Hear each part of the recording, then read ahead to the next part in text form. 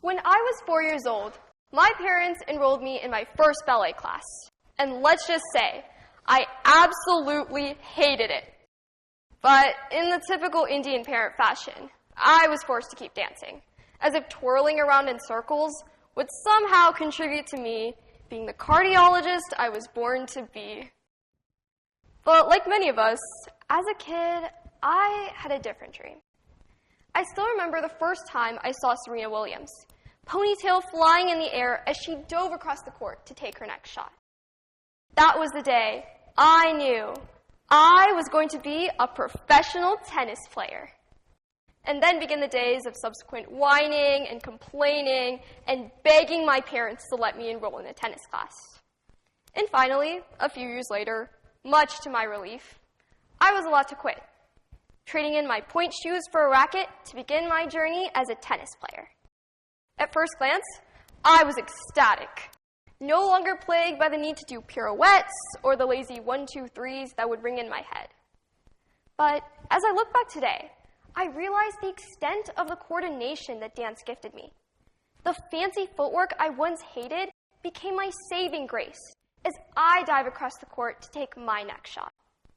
It was only later that I could put a name to this strange phenomenon. The American Psychological Association defines neuroplasticity as the ability of the nervous system to undergo changes in response to experience or environmental stimuli. So what exactly does that mean? Essentially, our brain is flexible. It rearranges its neural connections to adapt to new experiences throughout our lives. But what many do not know is that this strange rewiring of the brain that helped me transition skills from ballet to tennis remains extremely prominent in our society today. Learning about our brain's flexibility is a stepping stone to be able to utilize our experiences to make meaningful change.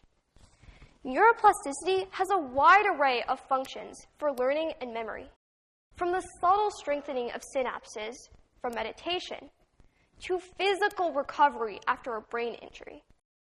But this adaptability is far from passive. It demands active cultivation.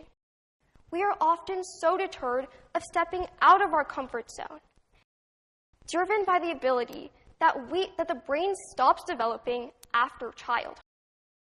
But that's simply not true. The implications for cognitive health are instrumental and do not discriminate based on age. Neuroplasticity is a lifelong process and a transformative learning journey. So how do we unlock this potential? Step 1, be brave and engage. As President Franklin D. Roosevelt once said, the only thing we have to fear is fear itself. Overcome the emotional hurdles before you tackle the physical ones.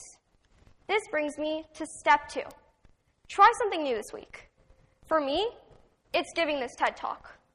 For you, it could be picking up a new language on Duolingo, learning to juggle, taking a beginner's dance class. There are unlimited possibilities.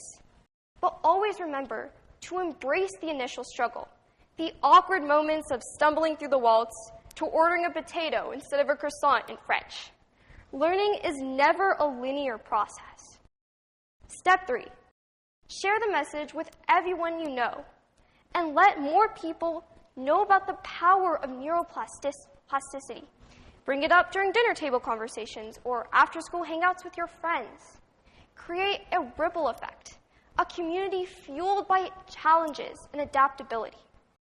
And speaking of challenges, even though you'd have to pay me a good amount of money to do another pirouette, I can't deny that it's made me a better athlete and a more skilled tennis player.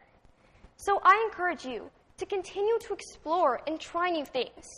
Even if it'll crash and burn like my dancing, at least the skills you learn will always be there, somewhere or another, wired in your brain. Thank you.